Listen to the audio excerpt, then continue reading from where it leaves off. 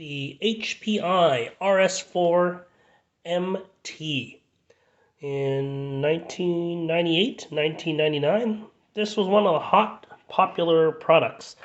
My Facebook, I did a post about this already. I will migrate it to my 2mmRC Facebook page, which you can see. Yeah, basically this will tie into that story. It's the story I wrote there. It basically mentioned it was between this and a Tamiya TA01 Hummer. I decided to go with the Hummer, and 25 years later, I feel like I made the right choice.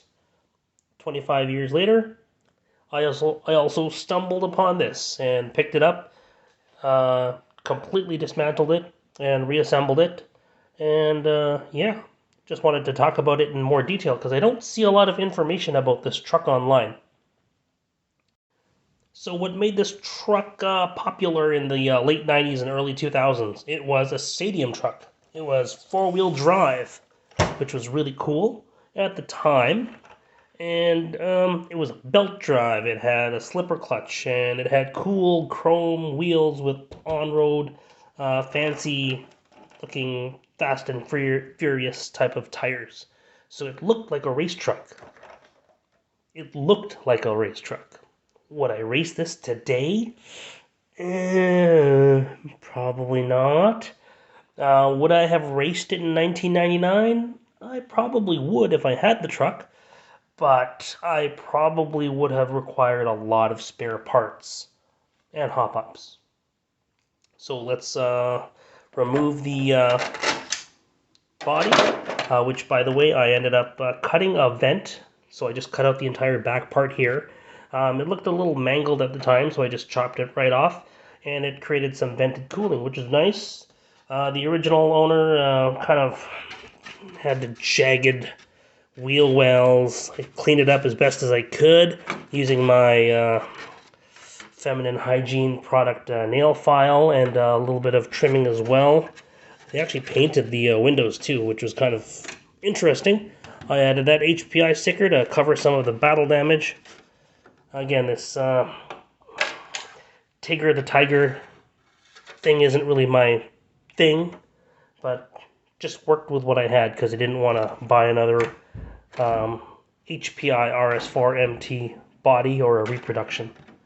Anyways, yep, that's the body in a nutshell. On to the actual chassis. So what we have is an RS4, which is a two-belt system, long belt in the front, short belt in the rear, based off of the touring car, but with longer arms. And the touring car became a successful rally platform as well. So there is some great, I guess, lineage with this design. It's just too bad that the modern-day HPI company doesn't do anything with a lot of their legacy product. That's just too bad. Now, if they were to re-release this product, which I highly doubt any of the old legacy stuff will be re-released, but if they did, there are certain things that would need to be updated or looked into. First things first, get rid of all the Phillips screws, which is what I did. Got rid of all the Phillips screws on this car, even on the bottom. Only Phillips screws remaining are the hinge pins.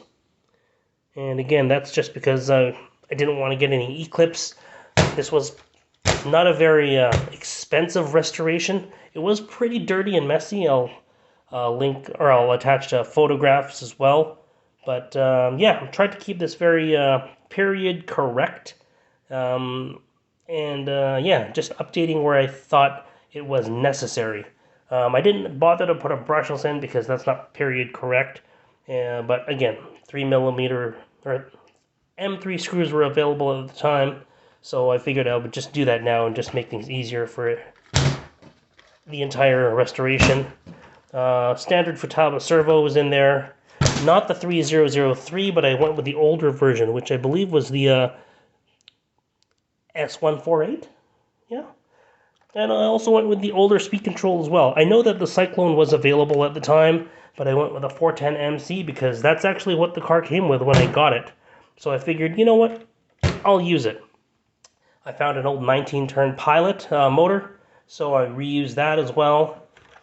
Airtronics receiver, NiCad battery, it's all period correct.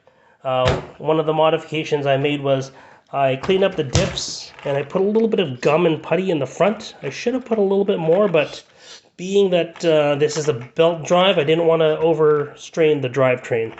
So just a little bit of gum in the front, a little bit in the back just to give it some, so it wouldn't be a totally loose diff.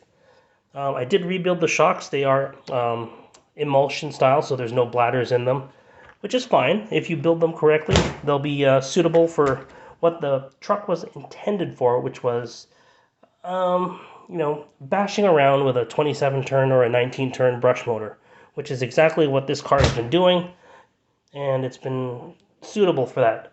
Slipper clutch was nice. Having the slipper clutch on the truck was a nice addition. The belts were reconditioned, and so were the tires. The belts, I got reconditioned that with stainless steel polish, basically mineral oil, and the tires were reconditioned, no cracks, with dubbin, which is the shoe wax. It's an organic shoe wax. It's basically, I think, whale fat. So that's the car in a nutshell. I cleaned up a lot of the chassis.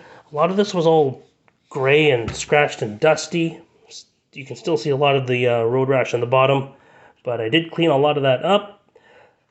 What else I would change? Well, which I did change. I removed the front posts completely because they were just such a weak point on this car. So I decided I'm just going to put Velcro because the truck actually seems to be made for that. It's got two little boobs in the front there, and those boobs encase the top of the shocks. So I put some Velcro inside the boobs, and I put some Velcro on top of the shocks, and it's a perfect fit.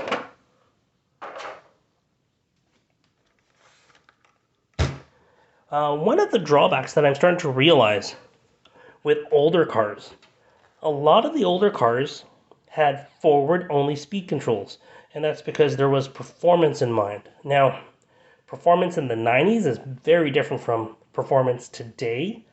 So yeah, like with the 410, I was playing around with it. I have been playing around with it. Instantly I realized, oh, there's no reverse on the 410. Okay, well, it is what it is. And also, the 2000 NiCad, it's got runtime, but there's only about 4, maybe 5 minutes of good runtime, and then the last 3 minutes of runtime is just meh. But it is what it is. It's a sign of the times of when this car was made, and it's a reflection of the technology that was available. So that's my take on the car. Again, just wanted to give a more in-depth analysis of the car. Yeah. Dog bones, pretty straightforward. You know, if I wanted to go further into this car, I would probably put in some universals, which are easy enough to get. You can probably just drop in some, racing ones or something like that. The arms definitely seem to be a weak part of this car. Those arms are made for parking lot bashing. I probably wouldn't throw this onto my, 8 scale off-road track, and I probably wouldn't try to drive these too hard with like a 13.5 boosted brushless motor. Those arms do seem weak. If HPI ever was going to re-release this car, that's something I would strongly recommend that they look into beefing up.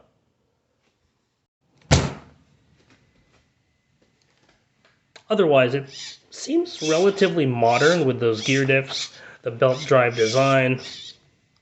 HPI was known in the 90s and early 2000s for being innovative, and this truck certainly was. But at the end of the day, they could have developed it further. I think they kind of did by making the HPI Nitro version of this car. Very different internally.